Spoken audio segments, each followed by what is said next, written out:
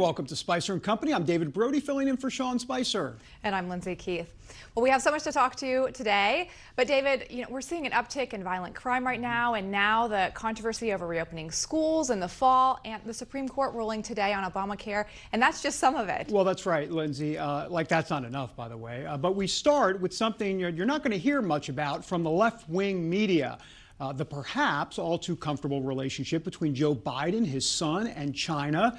A maitre d' at a restaurant might ask, is that a table for three, gentlemen? The presumptive Democrat nominee is finding himself walking a fine line, a line that includes his son's murky business dealings with a private equity firm linked to the Bank of China. So what do we know? All right, well, here's what we know. First of all, Hunter Biden owns roughly a 10% stake in a Chinese equity firm known as BHR Partners. The firm is reported as having channeled $2.5 billion into automotive, energy, mining, technology deals in China. That's right, in China, over the past roughly 6 years or so. And that's not all. The firm is controlled and primarily funded by large Chinese government-owned shareholders, including a 30% control by the Bank of China. Now, BHR Partners act on behalf of large financial backers to find companies to invest in, and most of them, that's right, are in China. So I'll say that again. Most of these companies are in China. And get this as well. In 2015, BHR Partners participated in a $600 million buyout of a Michigan automotive company, Hennius Automotive. They got a 49% stake of an American company. And there's more. I'm running out of breath. Back in 2013, less than 2 weeks after Hunter Biden flew to China, remember that, aboard Air Force Two? His father, Joe Biden, was there to make an official visit as vice president. Well, guess what? Hunter Biden became, that's right, an official board member of BHR. But according to this letter from his lawyer, let me put it up there, it was written in April of this year. Hunter Biden stopped serving as an unpaid director in October of 2019. However, the statement did not say whether Hunter Biden intended to relinquish his ownership stake. Well, take a guess. 6 months after he stopped serving as unpaid director, Hunter Biden was still listed as board member of the Chinese company that he pledged to resign from. This according to Chinese business records. He finally resigned from the board 6 days after that report was published on April 20th, but he continues to hold a 10% ownership stake through his LLC. I'm exhausted. I don't know about you. I think I lost 5 pounds during this segment. Look, there's going to be a quiz. Don't worry, it's multiple choice. You can bring a number 2 pencil. So what does Hunter Biden's involvement with an investment firm linked to China tell us about Joe Biden's future policies on China? And by the way, why has the so-called mainstream media been absolutely silent on all of this? Joining us now is the author of Secret Empires, How the American Political Class Hides Corruption and Enriches Family and Friends. He also has his latest book, Profiles in Corruption, Abuse of Powers by America's Progressive Elite. Oh, and by the way, he's the president of the Government Accountability Institute. That's a long introduction for Peter Schweizer. Peter, thanks for being here. Appreciate it. Always great to be with you, David. Thanks for having me. Well, Peter, where do I begin? Why don't we just start with the latest revelation that he's still got 10%, Hunter Biden still got 10% equity here? What's going on? What's your take on that?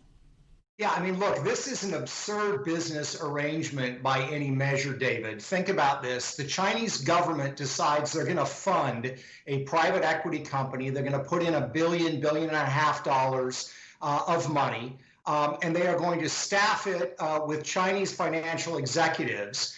But lo and behold, they are going to choose to include 2 Americans, only 2 Americans in this entire enterprise. Those 2 Americans aren't bringing any capital to this deal. Those 2 Americans are Hunter Biden and his business partner, Devon Archer.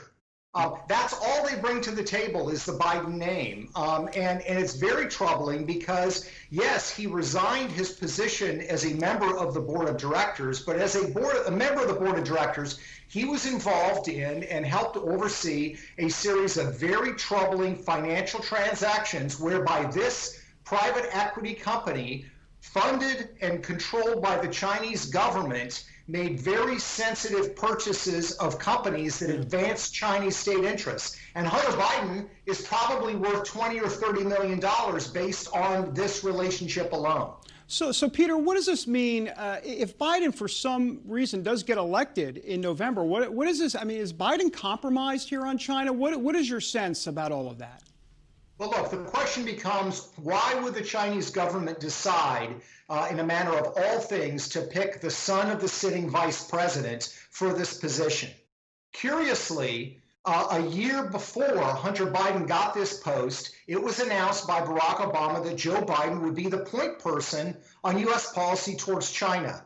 These events, in my mind, are connected. There's no way to deny that. So the question is, what were the Chinese buying when they included Hunter Biden in this deal? He's not bringing any expertise. He doesn't really have background in private equity. He doesn't really have background in China. He doesn't have background in mergers and acquisitions. So why is he actually being brought to the table by the Chinese? The Chinese have a very sophisticated approach. They've done it in Australia and elsewhere. They buy access to the political elites of countries by involving them in deals. And anybody who thinks there's anything else behind this, I would argue, is just being incredibly naive.